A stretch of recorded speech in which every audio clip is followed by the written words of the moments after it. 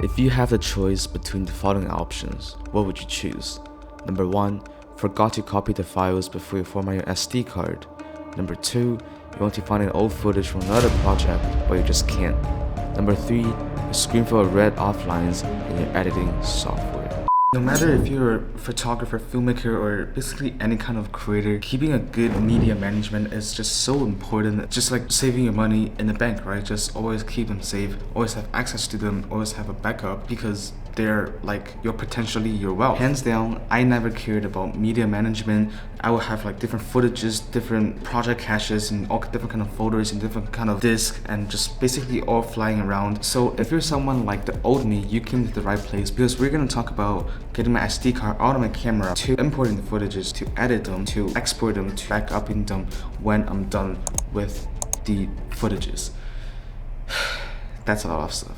But I think this is the wrong place to talk about all of these important stuff. So see you guys back in Toronto. And we are back to Toronto, and even the same shirt.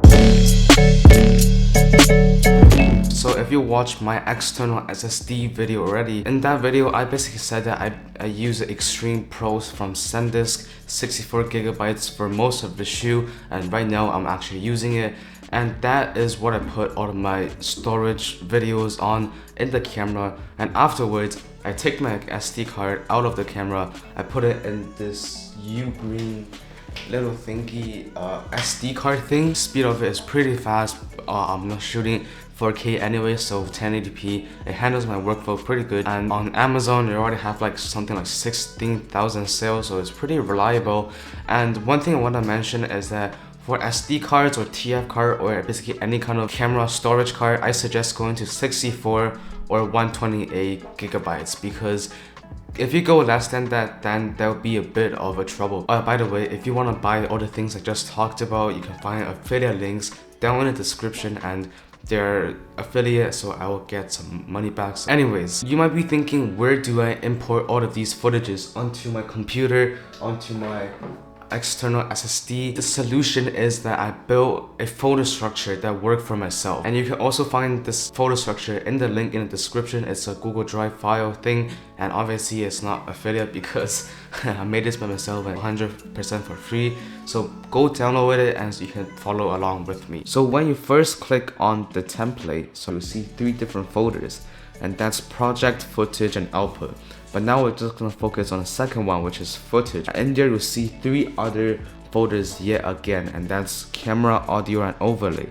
So for camera, that's like all of the A-roll part. Like for example, this one, that's the camera that's capturing right now. So maybe you just finished shooting like a video, you obviously wanna put in the camera. So click on the camera folder, and you will see all the devices that I use to capture my videos, to film my videos. Obviously, I don't use them all on like one single video project. It's just sometimes I just only use a camera editing, but sometimes I only use my drone, sometimes I only use a phone, or sometimes I need to use all of them. But feel free to add or delete different folders to fit your needs. So feel free to delete all of them. So I just hit delete. And then if you want to add, let's say you're just only using a phone, so just add. And when you're adding them, notice how I replace the spacebar using the underslash thing, because there's just different software that just don't recognize spacebar, unfortunately. There really some, but like just always for safety, always use underslang. So after you imported all of the footages, it's time to edit the video, which already brings us to the next point, which is editing. So as a DaVinci Resolve editor myself, I personally obviously use DaVinci Resolve, but the good things about the tips I'm gonna talk about later on is that you can apply them to any software. So basically, if you're using Premiere, Final Cut, or just Windows film editor, you can also follow up. And I'm sure that there is gonna be alternative options that correspond to what I'm gonna talk about in DaVinci Resolve, so there's no problem if you're using other software. So this is a project that I did earlier this summer. So it's like this cinematic drone video. So all of the footages are not on this computer right now, so don't mind that. But what you want to go to is go to this gear icon and just scroll down to change the proxy generation location. So click on the drone clip and click and just put this thing in the project folder. So just do the same thing for the caches and the gallery. So in this way, it just won't be flying all around. I almost forgot, also change this capture thing, so that would be like your voiceovers or like just like render in place to that folder that I just talked about. That is basically it when it comes to editing.